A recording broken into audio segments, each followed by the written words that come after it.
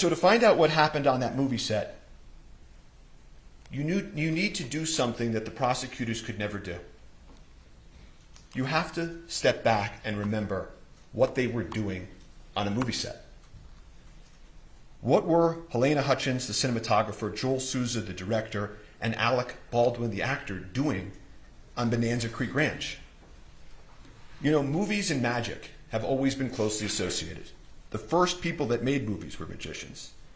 And this imagination that happens in movies, you know, King Kong, he can stand above a city, and Superman can fly, horses and snakes and gun battles. For this to all work, for cinematography, what Helena did to work, for acting to work, you have to be so close to the barrier of real and imagined that the viewer feels that they're there, that it's real.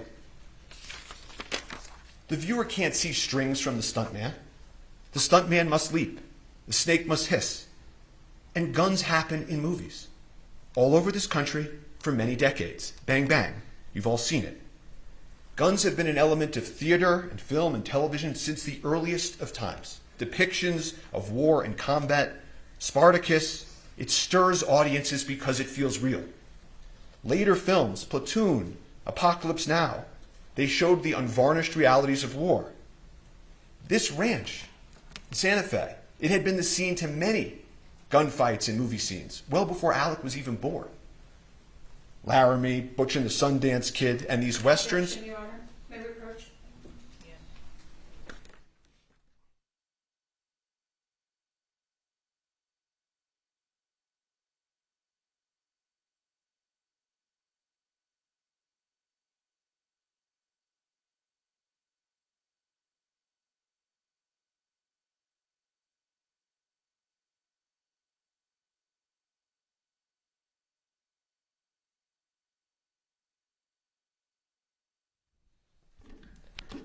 The evidence will show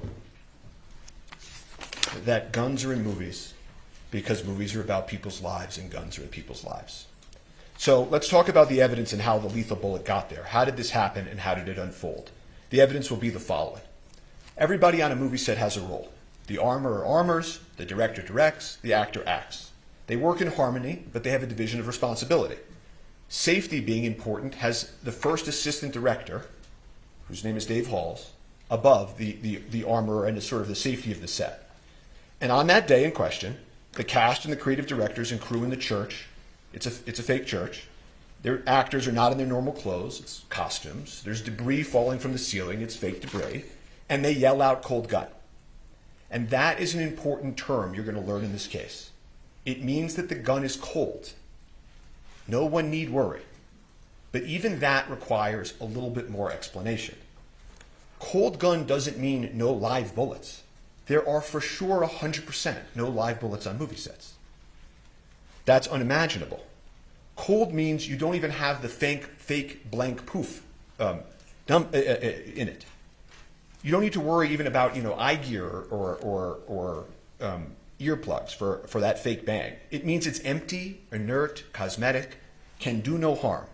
Cold guns can't hurt people.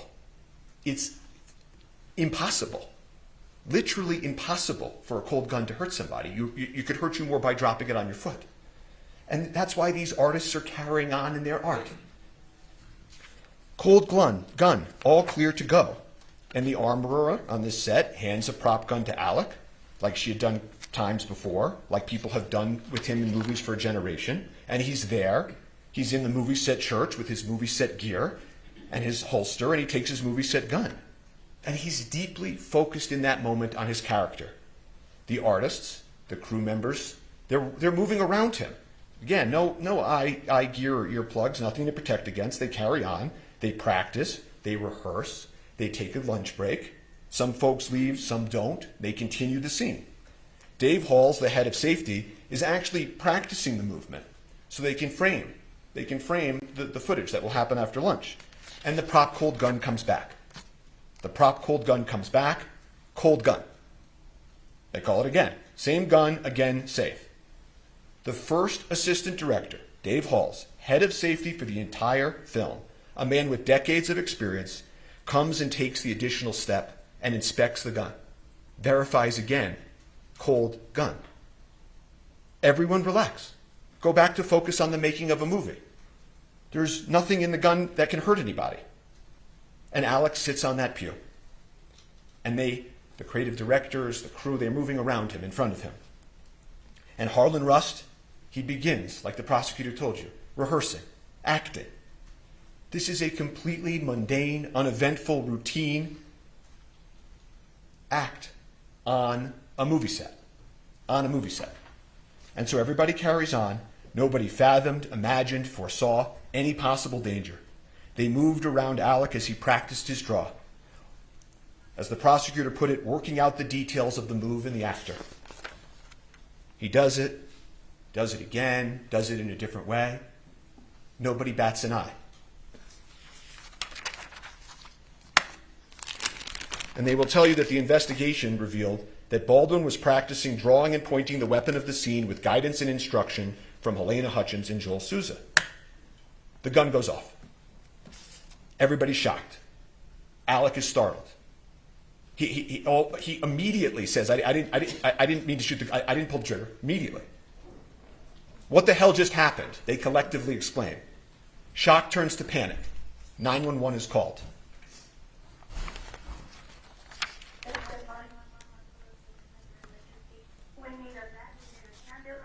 Out at Bonanza Creek Ranch right now, we've had 2 people shot on a movie set accidentally. He said someone was shot? 2 people accidentally with gunshots as on movie set, Bonanza Creek Ranch. Okay, Send it. I'll connect you with medical dispatcher. Don't hang up. San Jose Fire and EMS, what's the location of the emergency? Bonanza Creek Ranch has had 2 people accidentally shot on a movie set by a prop gun. We need help immediately. Okay.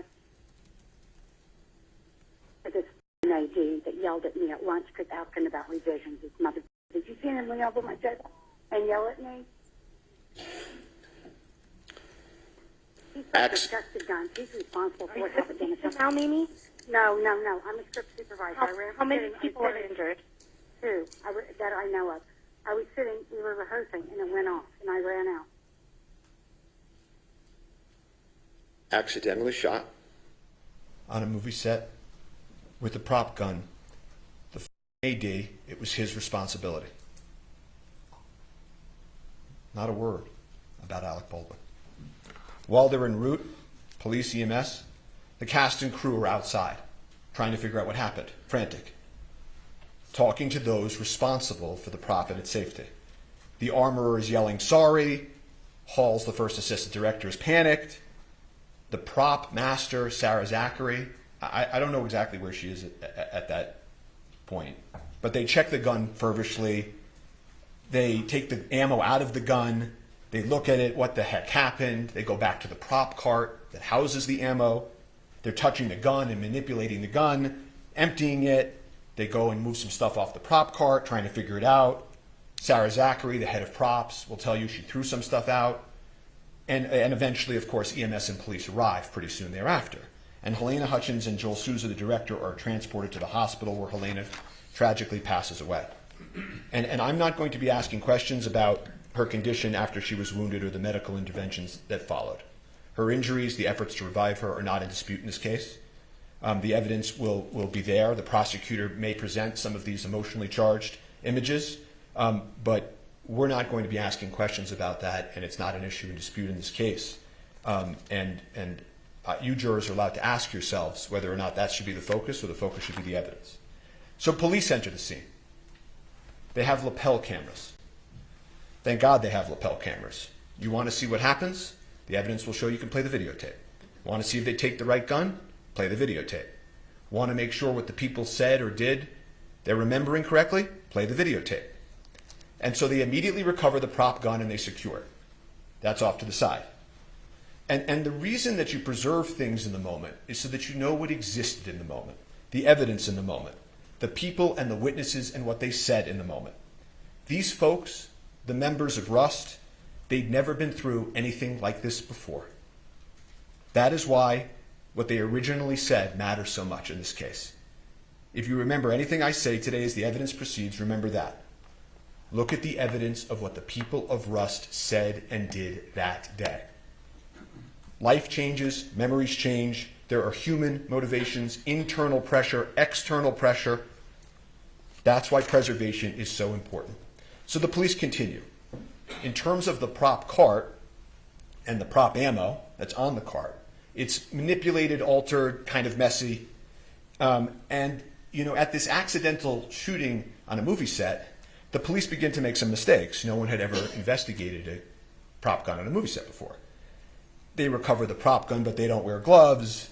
They don't have the prop car inside the crime scene. Someone moves it onto the crime scene. People start touching it and showing, okay, this is a dummy, this is a blank. And then they make another mistake that matters in this case with some more significance, which is that they don't secure the prop truck that houses the cart. See, that cart that they roll off comes from a truck where all of the ammunition, all of the firearms are, and that's where they're stored. They don't secure the prop truck for several days. And then the prop house that supplies the truck, that supplies the cart, they don't secure for over a month. A lot of mistakes. They had never investigated a case in a movie set. But they had the prop gun. That was key. And so they needed to figure out where the live bullet came from. They had the shell casing, Starline brass. That's the sort of make. You'll hear that phrase, Starline brass. And the police were right to focus on that. That was the lethal element. And so they work outward. Makes good enough sense. Folks around the ammo and the gun to be interviewed at the precinct. The armorer at the precinct. She loaded the live bullet. Halls, head of safety, he double-checked. And Alec walks up to the police. You'll see this early today. And he says, I'm here, whatever you want to do, whatever you need me to do. Just tell me where to go. And Sarah Zachary, the prop master who threw out the stuff at the cart, they missed her that night to bring to the precinct. But the rest of them at the precinct.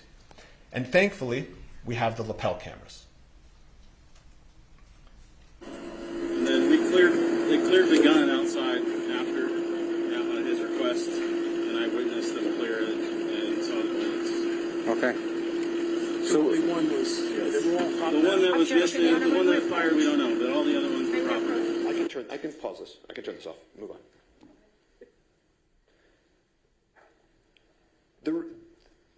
That was just a quick snapshot of the scene. Let's approach, this is Ms. Johnson. They consented to the exhibits.